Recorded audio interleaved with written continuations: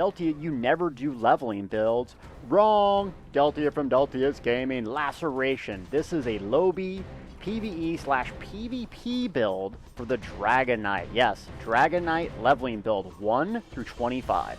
This is what I found to be most successful so far. I'm going to talk about skill, gear, what you can do while leveling up to become super powerful Dunmer Dragon Knight. Now, I do beat this guy. It takes quite a bit, but I get it done. He's 39, I'm level 25, so almost 15 levels higher than me. I beat this guy. If you want to see, stay tuned till the end of the video so you can see exactly how I do it.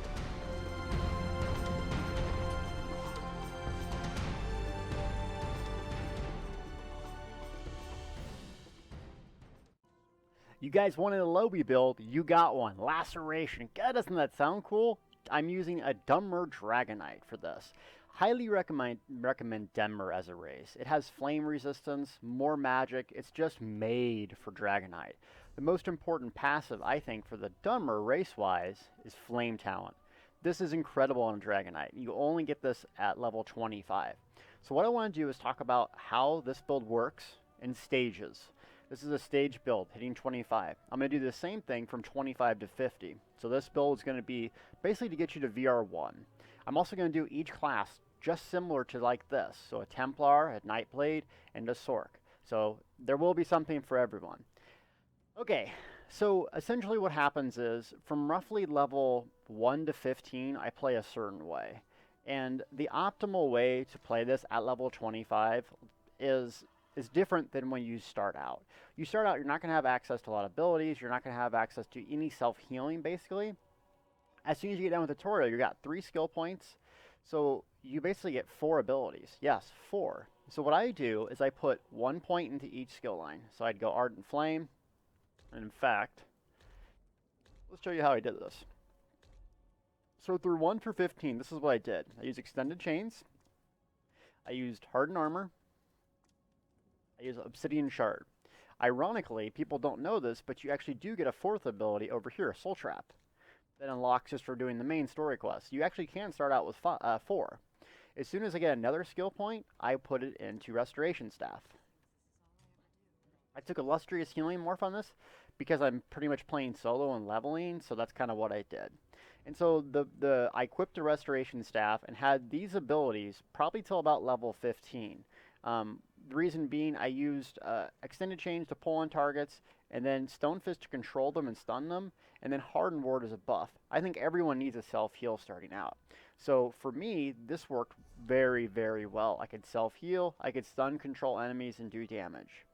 Now, I did cycle in a couple of abilities as I leveled up and progressed. So after a while, as soon as I got this, the second ability, I took Burning Embers Morph and got rid of the stupid Soul Trap.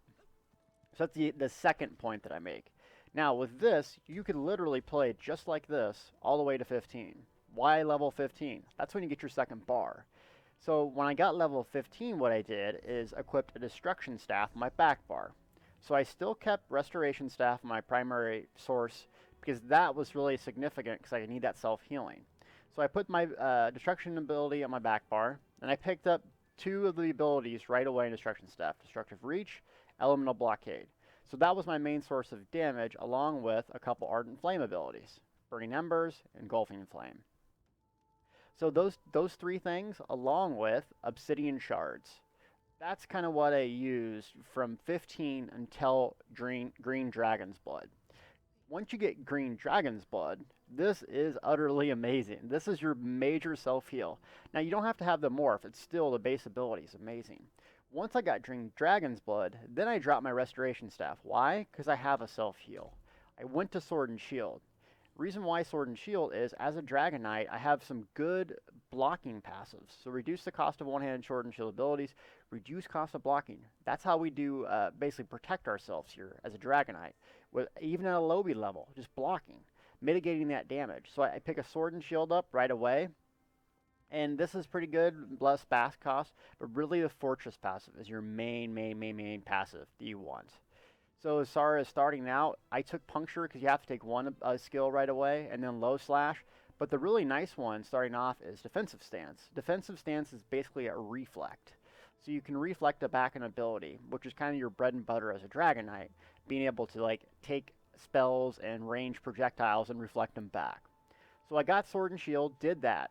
And then the main passive that I wanted to get right away is Iron Skin. Iron Skin, block additional 10% damage. So now as a Dragonite, using primarily, Sword and Shield just for protection, not really much skills, just for protection, I could survive almost anything. So that's what I did after I got Green Dragon's Blood. So after I got Green Dragon's Blood, the next major skill that you want to get is Reflective Scales. So what I did while leveling is I put every single ability from this tree, Draconic Powers, on my bar. So I had this as my ultimate slot, I had Hardened Ward, I had Burning Talons, and I had Green Dragon's Blood, 2 other abilities. Reason being, if you put your mouse over here, improves the skill line by earning XP. Each additional Draconic Power skill increases this further. So actually it's a faster way to level a specific skill line if you're trying to get one really important ability. So for me, these 2 skills make or break this build and this while leveling up. So I went heavy on these skills. Once I got that, I went heavy into Earthen Heart. The 2 really important passives in Earthen Heart are Battle Roar, which is going to give you basically resources back for using an ultimate, and then Mountain's Blessing. It's going to give you a nice weapon power bonus, which isn't that advantageous, but what is the additional ultimate. So every time we use like Stone Fist or use Obsidian Shard or whatever, we're going to be able to protect ourselves and get ultimate back. And when we use an ultimate, bang, we got some resources. So you want to really level Earthen Heart, Draconic Powers, and of course Ardent Flame, so kind of equally. Lava Whip is the main ability, Laceration, that's why it's called this. So it damages and set immobiles enemies stunned and off balance. So I want to show you how I do this, leveling up in stages, and do some gameplay. Cool, huh? This is cool. I know, you guys are like, oh my god, Deltia listens to me. Yeah, I do, believe it or not. So gear, I have some nice crafted gear. You don't have to go that extreme. I recommend 5 pieces of light, 2 pieces of medium. The 5 pieces of light are really important for the reduced cost passive, and the regeneration passive.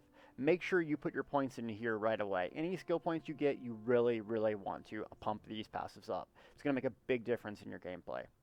Okay, so for the very first, leveling, level 5 essentially would look like this. I'd have Hardened Ward, Hardened whatever, and then Burning Embers. So the ultimates that I chose is Ferocious Leap. I like this because it gives you a nice damage bubble once you get the morph. It's low cost and knocks enemies back. Stuns are your name of your game while doing leveling builds. So I had Healing Springs there. So this was my basic setup with the Restoration Staff. It's not exactly the fastest way to kill enemies, but you're not going to kill me with this setup. Let's see why. Attack these guys? Oh, it's a guard will get me. Come on. Now I'm level 25 on this, and I'm fighting, level 25 mob. Okay, so it's fair. So I would chains enemies in, get them burning with this, stun other enemies, let's do this. And then heal myself when needed. So this is a pretty simple setup, but it's pretty good. Make sure your Hardened Ward's up for nice mitigation. Pull enemies in, slash them with that, just let them die. Do heavy restos to get back magic. If you need health, lay down a Springs. Easy peasy. It only costs you essentially 1 skill point for Restoration Staff to have this setup. So you're not investing a large amount of skill points when you're just going to drop the Sword and Shield anyways. Okay. So I think you got the idea of this. Pretty simple. As soon as I said that basically after I got that, I went to Destruction Staff on my back bar. So you want Earth and Heart abilities, that way you level that skill line. So let's go here, Obsidian Shard, Destructive Reach, Elemental Blockade, let's equip a Destruction Staff. Okay.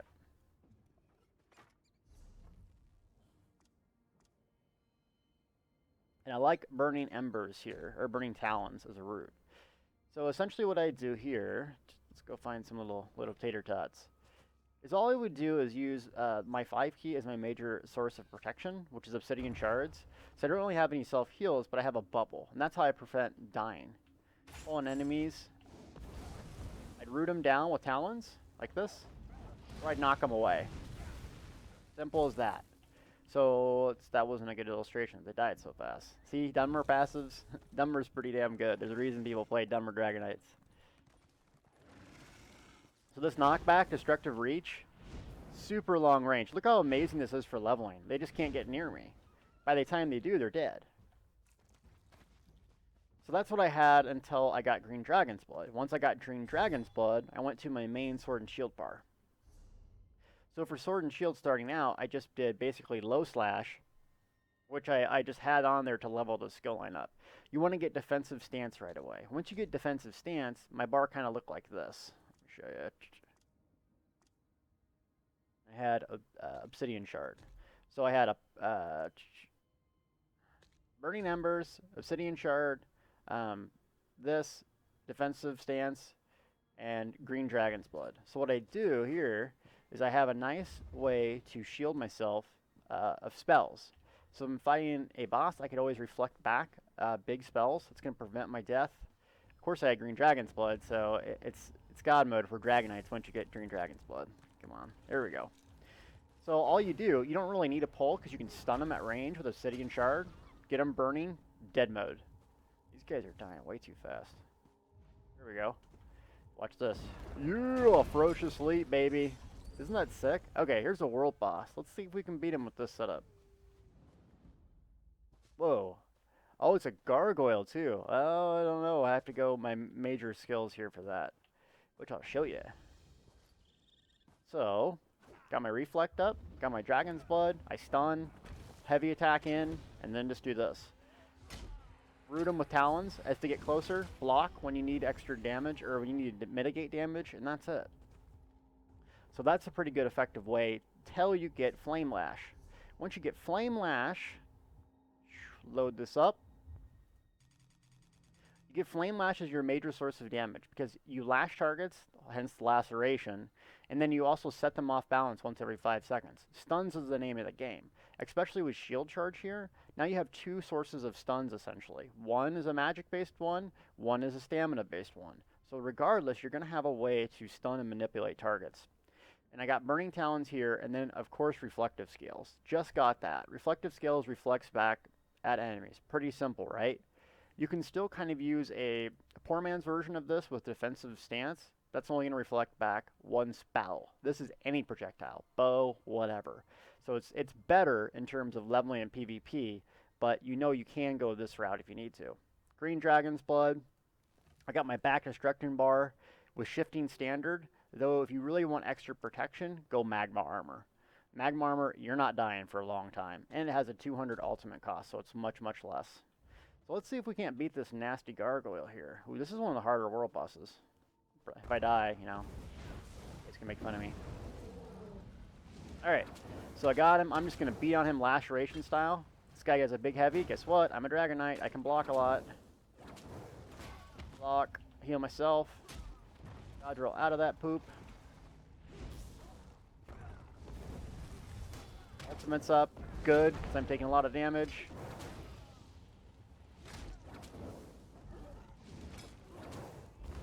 Wrong button, of course.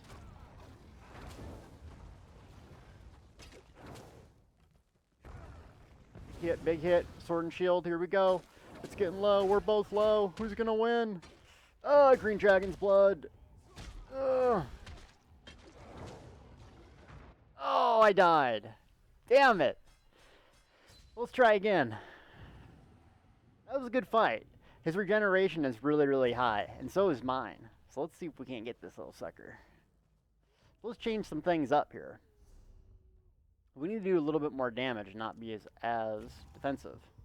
So I'm gonna go Burning Embers. I can't root him with Burning Talons, so it doesn't even make sense to use that. So I'm gonna get this guy burning so hot. Then I'm gonna get a healing potion. Here we go. Let's try this again. 1 dot, 2 dot, 3 dot. Now lock. There we go. Healing potion. Here we go. Let's reapply those dots. 1 dot, 2 dot, 3 dot. Yeah, there we go. He mad now. He mad now, baby. Ah, wrong button.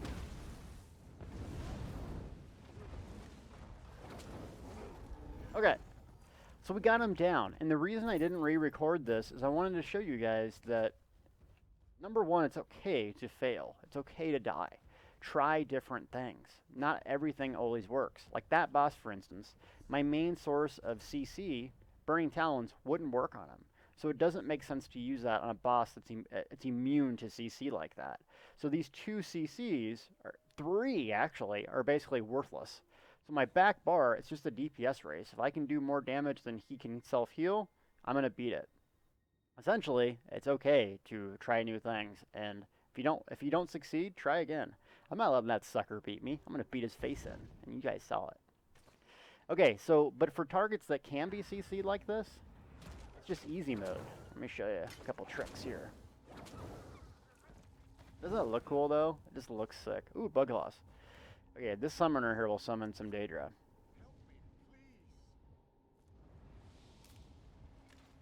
Okay. Oh, that's a big nasty one. Of course, it can't be stunned.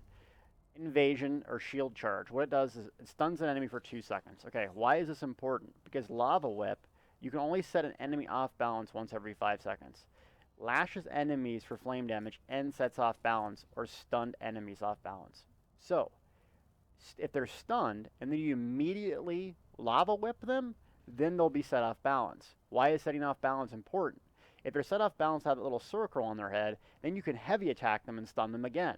It's basically like a CC lockdown. So if you wanted to lock down targets, that's how you do it. Shield charge in, now, boom, Lava Whip twice real quick, and then once they're done, if they come back towards you, Burning Talons create space. So once again, this guy is one that can't be CC'd, so it doesn't make sense trying that first bar. Let's go bar 2. Destructive Reach, couple dots, before he can even react. He is nuked. Knock me back? That's okay. I can get in your face. Dead. Thank you. So let me explain the CC mechanic with shield charge. Now watch this. So I got 2 seconds to flame lash. Boom. Flame lash. See how that little circle on their head? Charge up a heavy attack. Once the CC immunity is gone, it'll stun them again. Another trick with it is Talons does the same thing. So watch. Come here. So if I do this, they get a bunch of mobs summoned here. I do Talons, right? Then I hit them once with Flame Lash. No, oh my god. I'm doing so much damage, they're just dying instantly. Let's see here. Oh, wow. Okay. We got to go back to that boss or something, because these guys are dying so fast. But essentially what you'll do is, if you have Talons on there, the Talons will also proc your Lava Whip. Once you get leveled up, ooh, let's do these guys. Here. See that? Lava Whip. Guess what? Off balance. Stun. See? Reflective Scales, if you got a projectile guy, right back at him. Right back at him. He's killing himself. You can do the same thing with the Sword and Shield skill line. Now he's making me mad.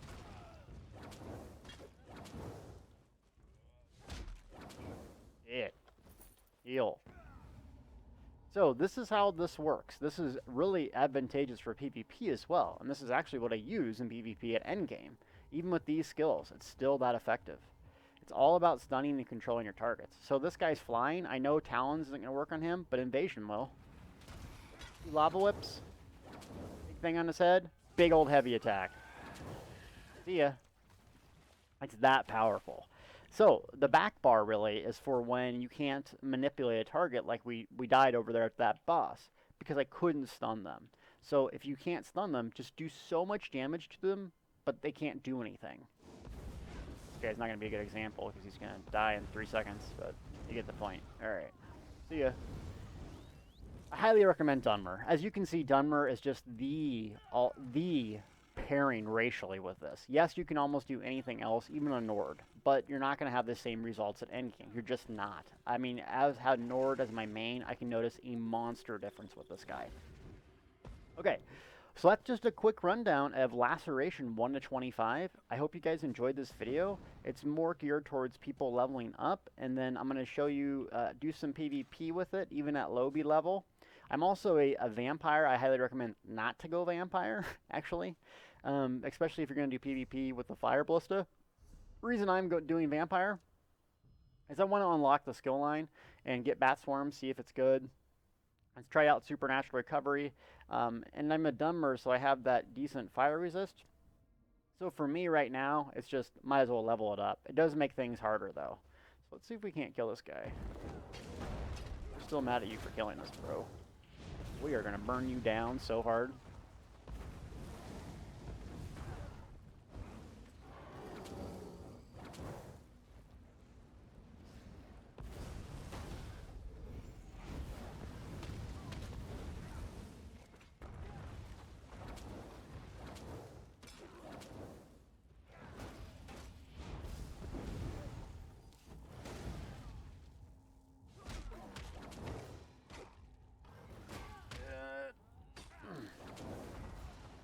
Red's bad. Red's bad.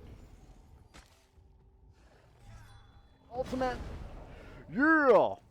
We did it, baby. And you can too. Try it out. If you fail, it's okay. Everyone dies. Get up, try again, dust yourself off, get back into the fight. Hope you loved this video. And now I'm going to show you how I beat that world boss at level 39 when I was only 25.